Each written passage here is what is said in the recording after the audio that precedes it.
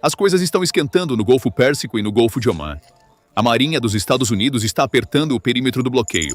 As forças de defesa de Israel estão prontas para intervir no Irã. E em um ponto de virada importante, a partir de 19 de abril, a Marinha dos Estados Unidos começou a disparar contra navios iranianos que tentavam romper o bloqueio, neutralizando-os e apreendendo-os.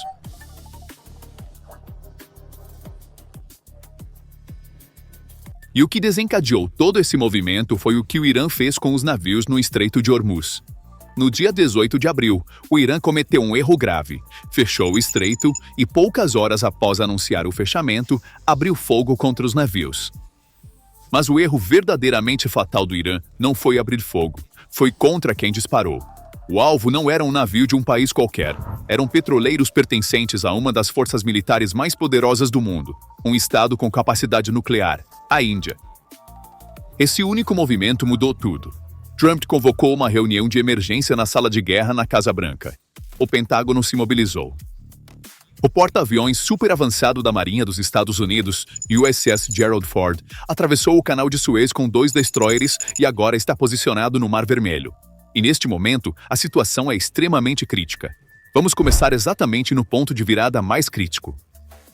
Após o Irã abrir fogo contra navios indianos, desafiou a Marinha dos Estados Unidos e tentou romper o bloqueio naval. No entanto, de acordo com o CENTCOM, as forças dos Estados Unidos neutralizaram e apreenderam o navio iraniano que estava tentando entrar em um porto iraniano e violar o bloqueio na manhã de 19 de abril. O destroyer de mísseis guiados USS Spruance, DDG-111, interceptou o MV Tusker, que navegava a 17 nós no norte do Mar Arábico em direção à cidade iraniana de Bandar Abbas. As forças dos Estados Unidos emitiram múltiplos avisos ao navio com bandeira iraniana e informaram que estava violando o bloqueio dos Estados Unidos. Após a tripulação do Tusker não cumprir os avisos repetidos durante um período de 6 horas, o Spruance ordenou que o navio evacuasse a sala de máquinas. O USS Spruance disparou várias rodadas do canhão MK-45 de 5 polegadas do destroyer na sala de máquinas do Tusker, desativando o sistema de propulsão da embarcação.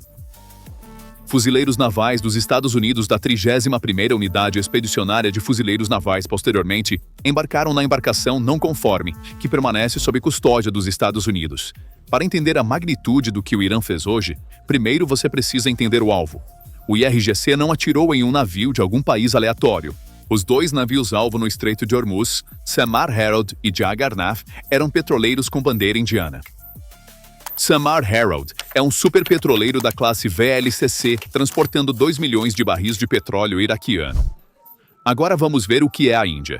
A 4ª maior força militar do mundo, um estado com capacidade de armas nucleares, a potência naval dominante no Mar Arábico e, mais importante, um dos poucos países que continuaram comprando petróleo do Irã, mesmo durante o período de sanções.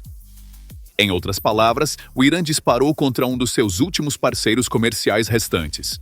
Isso é uma loucura estratégica quase equivalente a atacar um navio chinês ou americano.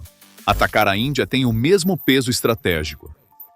Não atacar a Índia teria sido muito mais sensato. O KMTO emitiu 2 avisos separados ao mesmo tempo. Lanchas da Guarda Revolucionária do Irã dispararam diretamente contra um petroleiro. Um navio porta-contêineres separado foi atingido por um projétil desconhecido, e vários contêineres foram danificados, e um projétil até caiu perto de um navio de passageiros. Os alvos não são mais apenas embarcações comerciais. Até mesmo navios de passageiros estão agora sob ameaça. A resposta de Nova Delhi veio rapidamente. O embaixador do Irã foi convocado ao Ministério das Relações Exteriores. O secretário de Relações Exteriores, Vikram Misri, usou a expressão profunda preocupação. E um detalhe compartilhado pelo governo indiano revela a verdadeira natureza desta crise. Em março, o Irã havia concedido direitos de passagem a 5 países: China, Rússia, Índia, Iraque, Paquistão. Depois, Malásia, Tailândia e Filipinas foram adicionadas. Mas hoje, navios de um desses países listados foram atingidos. Essa lista agora é apenas um pedaço de papel, porque se uma unidade do Irã concede permissão enquanto outra abre fogo, quem confiará nessa lista? E o verdadeiro perigo está no futuro. A Marinha Indiana é a força dominante no Mar Arábico. Ela poderia começar a mirar em navios que se dirigem ao Irã. A Índia importa 85% de seu petróleo por este estreito, então este ataque é uma ameaça direta à segurança energética da Índia. E um estado nuclear cuja segurança energética está ameaçada não fica em silêncio. O Irã acabou de criar um novo inimigo enquanto perde um dos seus últimos amigos restantes. E esse inimigo tem uma marinha maior do que toda a força naval do Irã no Mar Arábico. Esse erro não aconteceu no vácuo. Foi o resultado de uma armadilha de 18 horas. No dia 17 de abril, o Irã havia aberto o estreito. Os mercados caíram 11%. O mundo respirou aliviado. Washington deliberadamente deixou essa ação sem resposta. Trump não levantou o bloqueio. O Irã abriu a porta. Trump construiu um muro na soleira. O estreito estava tecnicamente aberto, mas nenhum navio que tocasse o Irã podia passar. 18 horas depois, o Irã fechou novamente. Uma mensagem em VHF foi enviada a todos os navios. Nenhuma embarcação de qualquer tipo ou nacionalidade pode transitar. E não apenas fechou, abriu fogo. Neste momento, há um estrangulamento em 3 camadas em Hormuz. O bloqueio original do IRGC, o bloqueio dos Estados Unidos imposto por cima e o novo bloqueio do IRGC por cima do bloqueio. O vice-chefe de gabinete presidencial Mehdi Tabatabai admitiu a situação do Irã. A República Islâmica permitiu a passagem condicional pelo estreito como um gesto de boa vontade, mas a renovada quebra de confiança levou ao fechamento novamente da via navegável. Então, o Irã abriu. Os Estados Unidos ignoraram, o Irã fechou novamente e perdeu sua credibilidade. Abrir o estreito não custou nada, mas abrir e depois fechar custou enormemente. O mundo não confia mais na palavra do Irã, e foi exatamente isso que Trump havia calculado. Neste ponto, Trump convocou a sala de situação na Casa Branca.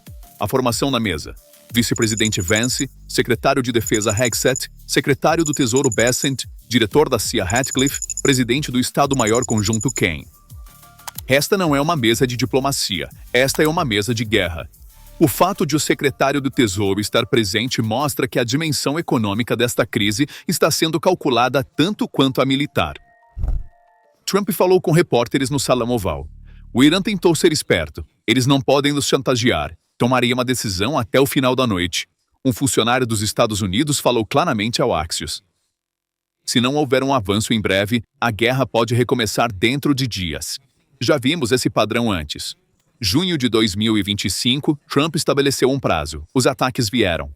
Fevereiro de 2026, ele disse: última chance, o bombardeio começou. O padrão é o mesmo todas as vezes, e desta vez Washington não está apenas falando, está agindo. A lista do que está chegando ao Hormuz fica mais longa a cada hora. O USS Gerald Ford, o super porta-aviões mais avançado da Marinha dos Estados Unidos, atravessou o Canal de Suez com 2 destroyers e agora está posicionado no Mar Vermelho. Os destroyers acompanhantes são o USS Mahan e o USS Winston S. Churchill. Gerald Ford não é um porta-aviões comum. Ele transporta mais de 75 aeronaves de combate em seu convés. Com uma tripulação de mais de 4.500 pessoas, tornou-se uma fortaleza flutuante. Pode lançar surtidas continuamente, o que significa que tem a capacidade de realizar operações aéreas ininterruptas 24 horas por dia. E a posição deste navio no Mar Vermelho tem um significado estratégico. Gerald Ford monitorará o tráfego vindo de Suez, garantindo que nenhum navio que negocie com o Irã possa passar pelo estreito de Bab el-Mandeb. Isso adiciona um segundo ponto de estrangulamento ao bloqueio. Agora pense nisso em um mapa. No leste, o CENTCOM controla o estreito de Hormuz. No oeste, o Gerald Ford fecha o Bab el-Mandeb. O Irã está preso entre 2 estreitos, incapaz de realizar comércio marítimo em qualquer direção. Este navio está no seu 296º dia no mar, a mais longa missão para um porta-aviões desde a Guerra Fria. Na frente oriental, o USS Louis B. Puller está em ação. Esta plataforma não é uma embarcação comum. Ela serve como uma base móvel expedicionária. É um centro de operações especiais projetado especificamente contra os enxames de barcos rápidos do Irã. Abriga helicópteros de ataque Apache e forças especiais. O papel dos Apaches aqui é crítico.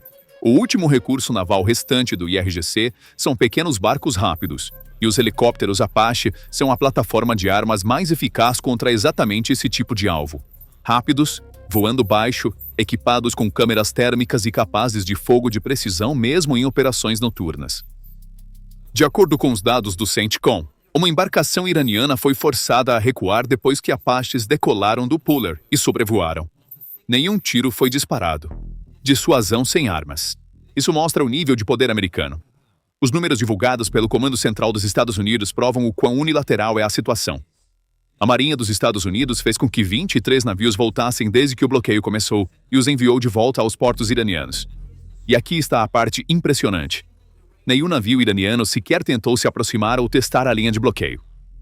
O Irã aceitou efetivamente o bloqueio, nem sequer tem coragem de testá-lo no mar.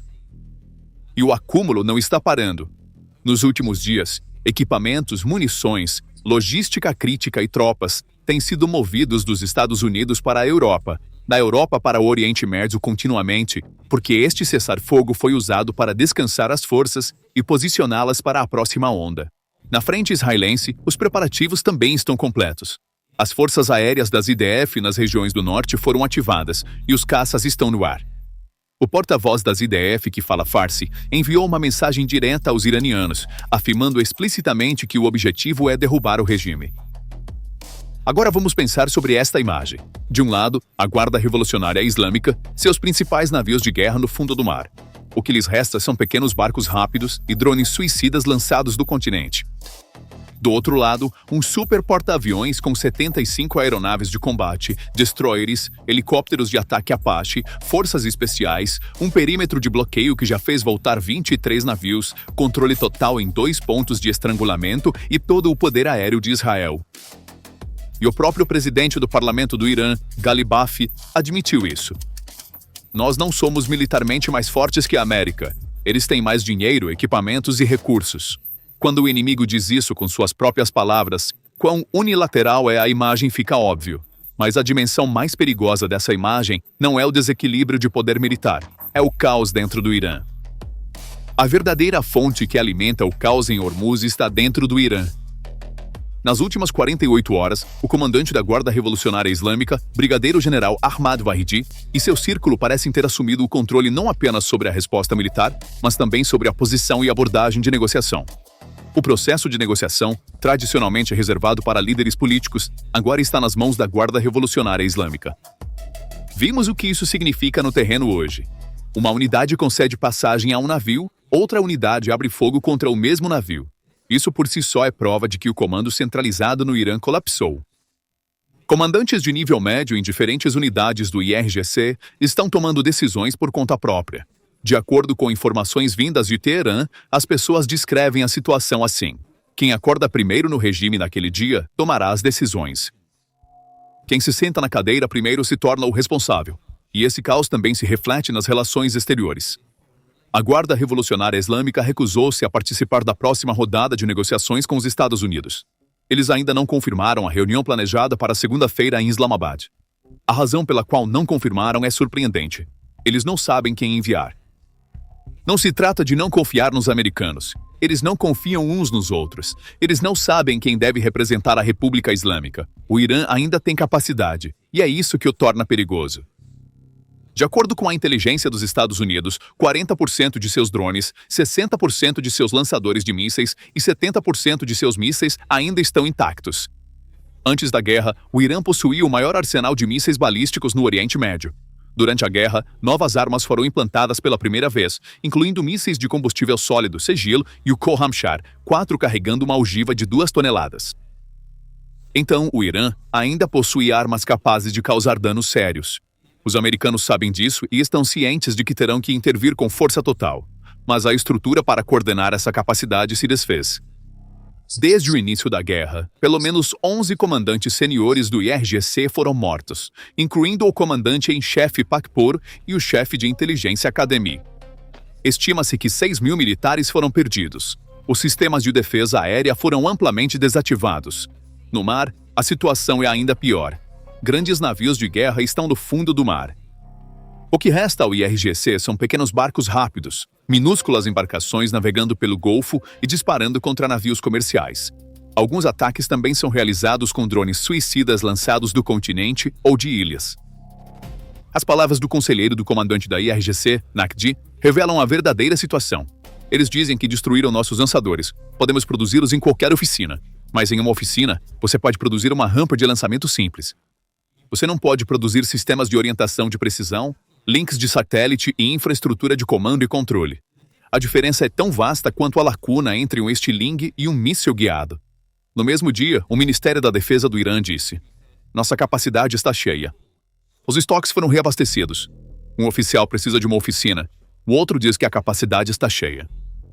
E aqui, o verdadeiro perigo emerge. Um ator com armas sérias e uma estrutura de comando desmantelada. Isso é muito mais perigoso do que uma força controlada, porque uma estrutura acuada e descoordenada não pode fazer cálculos racionais. Ninguém sabe qual unidade disparará o que e quando, e essa imprevisibilidade cria risco tanto para os inimigos do Irã quanto para o próprio Irã. O apagão da internet de 50 dias no Irã está piorando esse perigo. Os cidadãos só conseguem se conectar brevemente através de VPNs. Milhares de negócios digitais colapsaram. Mas o apagão tem também uma dimensão militar. À medida que a comunicação e a coordenação internas enfraquecem, a desconexão entre as unidades se aprofunda ainda mais. O regime cortou a comunicação com seu próprio povo, mas ao mesmo tempo enfraqueceu a comunicação entre suas próprias unidades. O tempo está passando. Trump disse: "Tomarei uma decisão até o final desta noite." O cessar-fogo expira na quarta-feira. O Irã ainda não confirmou a participação nas negociações de segunda-feira. Vimos esse padrão 3 vezes. Cada vez, um prazo foi estabelecido primeiro, depois o ataque veio, e agora a mesma linguagem está se repetindo. Na primeira onda de ação militar, os Estados Unidos atacaram alvos específicos: instalações nucleares, baterias de mísseis, centros de comando. Então, um cessar-fogo foi concedido. O Irã recebeu uma chance. A mensagem para a comunidade internacional foi: nós lhes demos uma oportunidade. Desta vez, essa oportunidade foi usada, e se o Irã ainda não estiver assinando um acordo de rendição, a infraestrutura civil é a próxima. Trump disse explicitamente à Fox News: "Eu não quero fazer isso, mas estações de tratamento de água, usinas de energia, alvos muito fáceis de atingir." Trump também anunciou que qualquer país que ajudar o Irã, incluindo a China, enfrentaria uma tarifa adicional de 50%. Gerald Ford está posicionado. As forças de defesa de Israel estão prontas. O Comando Central dos Estados Unidos está mobilizado, e o Irã nem sequer tem uma estrutura centralizada para formular uma resposta. Cada tic-tac trabalha contra o Irã. O cerco ao redor do Estreito de Hormuz ficou um pouco mais apertado hoje. O Irã atacou os navios de um estado com capacidade nuclear. Uma unidade concedeu permissão a um navio enquanto outra unidade o atacou. A Guarda Revolucionária Islâmica tomou o controle do estado. A cadeia de comando está quebrada, e o presidente do parlamento do Irã admitiu: "Não somos mais fortes que os Estados Unidos." De um lado do anel, pequenos barcos. Do outro lado, a marinha mais poderosa do mundo. O Irã não tem nem tempo para escapar deste cerco nem unidade. Vamos fazer uma pausa muito breve em nossa análise para um anúncio muito importante. Caros telespectadores, a página do Facebook que vocês veem na tela agora com 54 mil seguidores é completamente falsa. Iniciamos processos legais contra esta página pirata, que tem roubado e publicado nossos meses de trabalho árduo, nosso arquivo e todos os nossos vídeos. No entanto, agora precisamos da sua ajuda. Pedimos que pause o vídeo e clique no link Reportar Página Falsa, que fornecemos na descrição abaixo. Na página que se abre, você pode nos ajudar a acabar com esse roubo selecionando as opções de propriedade intelectual. A única página oficial do Facebook que temos é a que você vê na tela agora. Os espectadores assistindo na televisão podem acessar nossa página real escaneando o código QR na tela com seus telefones. Os espectadores assistindo em seus telefones podem acessar nossa página real clicando no link oficial na seção Sobre do nosso canal. Obrigado por nos apoiar nesta causa justa e por nos apoiar seguindo nossa página oficial. Agora, continuaremos nossa análise de onde paramos. Então, o que você acha? O Irã vai se sentar à mesa ou a onda final está chegando? Compartilhe suas opiniões nos comentários. Para se manter atualizado sobre as análises da PPR Global, não se esqueça de se inscrever no canal e ativar as notificações. Obrigado por nos escolher.